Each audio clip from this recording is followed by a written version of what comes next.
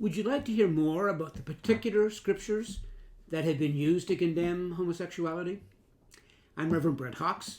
I was a senior pastor for 40 years. Now I'm semi-retired, and I'm the executive director of Rainbow Faith and Freedom.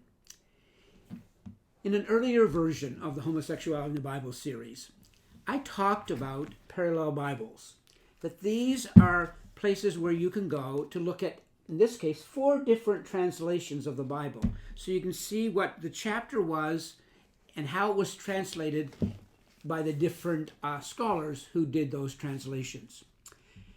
So today I want to share with you Deuteronomy chapter 23, verses 17 and 18. And I'm going to share with you how that was translated in the King James Version versus how it was translated in the Revised Standard Version. So here's what it says in the King James Version. There shall be no whore of the daughters of Israel, nor a sodomite of the sons of Israel. Thou shalt not bring the hire of a whore, or the price of a dog, into the house of the Lord thy God. For any vow, for even both of these are abominations unto the Lord your God. So, whore of the daughters or sodomite of the sons, those 2 phrases. Now let's take a look at the Revised Standard Version and see how it translates the very same passage. And I quote, "There shall be no cult prostitute of the daughters of Israel, neither shall there be a cult prostitute of the sons of Israel. You shall not bring the hire of a harlot or the wages of a dog into the house of the Lord your God in payment for any vow, for both of these are an abomination unto the Lord your God." Now, there are similar passages in other places of Scripture that have the same kind of language and the same kind of translations. 1 Kings chapter 14, verses 22 to 24. 1 Kings chapter 15, verse 12. 1 Kings 22, verse 46. And 2 Kings chapter 23, verse 7. So you can see in the translations that I just shared with you that there's a great deal of difference of how they've translated the words, how those words were translated ultimately into English.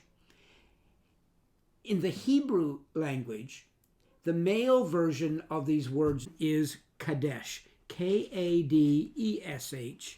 and Gadeshah, Kadeshah. The female version, like actor and actress, or steward and stewardess.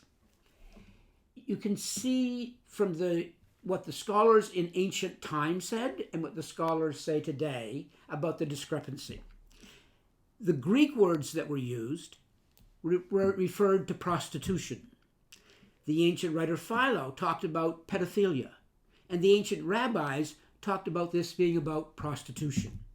It used to be believed that if you wanted to have a big family or a big crop, that you could go to the temple and pay money to prostitutes, engage in sexual activity, and that would guarantee you abundance. And so these scriptures are specifically referring to that. They are condemning the practice of using prostitution, male or female, as part of temple worship. These passages were never meant to single out homosexuality. The challenge is that when things were translated, they were translated incorrectly, and instead of focusing on prostitution or pedophilia, they focused on homosexuality.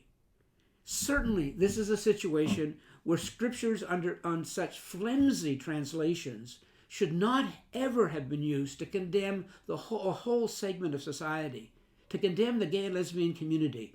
And so scholars today are saying it was a mistake that was made.